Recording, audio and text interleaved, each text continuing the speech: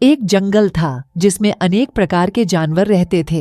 इस जंगल की कहानी है एक खास गांठ में जुड़े दो मित्रों की, जिनका नाम था शेरा और मेंढक। शेरा, जंगल का राजा, अपने दम पर सभी जानवरों को डराने का काम करता था। उसकी दृढ़ और शक्तिशाली व्यक्तित्व के कारण उसे जंगल के बारे में हर कोई परेशानी मुक्त करने का उत्तरदायित्व मिला था। वहाँ उसका बहुत ही अच्छा दोस्त मेंढक भी था। मेंढक हालांकि छोटा लेकिन बहुत ही बुद्धिमान था। उसकी चालाकियों का जंगल में नाम था। एक दिन जंगल में अचानक आग लग गई।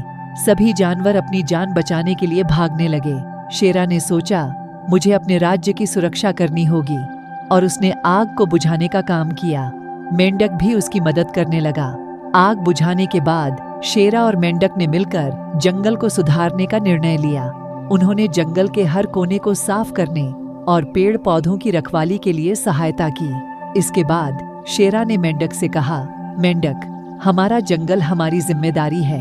हमें इसे सुंदर और स्वच्छ बनाए रखने का ध्यान रखना चाहिए। मेंढक ने शेरा की बात मानी और उसके साथ मिलकर जंगल की सफाई करने लगा। उन्होंने मिलकर पेड़ पौधों की रखवाली की और जंगल को और भी हरा भरा बनाने के लिए पेड़ लगाने का निर्णय लिया। जंगल के अन्य जानवर भी शेरा और मेंढक के साथ जुड़ गए। सभी ने मिलकर जंगल को सुंदर और स्वच्छ बनाने का काम किया। इसके बाद जंगल में सभी जानवरों के बीच एक मित्रता की भावना बढ़ी। वे सब मिलकर जंगल की रखवाली करने लगे और एक दूसरे की मदद करने लगे।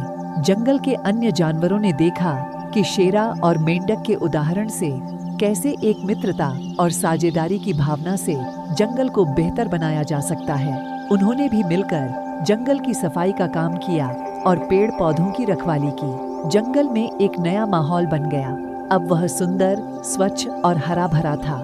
जंगल के अन्य जानवर भी खुश थे और उन्हें यह अनुभव हो रहा था कि वे अपने जंगल की रखवाली करके, एक दूसरे की मदद करके और उसे सुंदर बनाने में सहायता कर सकते हैं। इस कहानी से हमें यह सीख मिलती है कि मित्रता, साझेदारी और जिम्मेदारी से ही हम अपने आसपास के परिसर को सुंदर और स्वच्छ बना सकते हैं। अगर हम सभी मिलकर काम करें तो हमारा कोई भी लक्ष्य असंभव नहीं है। इस गाथा के माध्यम से हमें यह सीख मिलती है कि साथ मिलकर हर कठिनाई को पार किया जा सकता है और हमें अपने आसपास के परिसर का ध्यान रखना चाहिए। हमें अपने जीवन में मित्रता, साझेदारी और जिम्मेदारी का महत्व समझना चाहिए और उसे अपनाना चाहिए।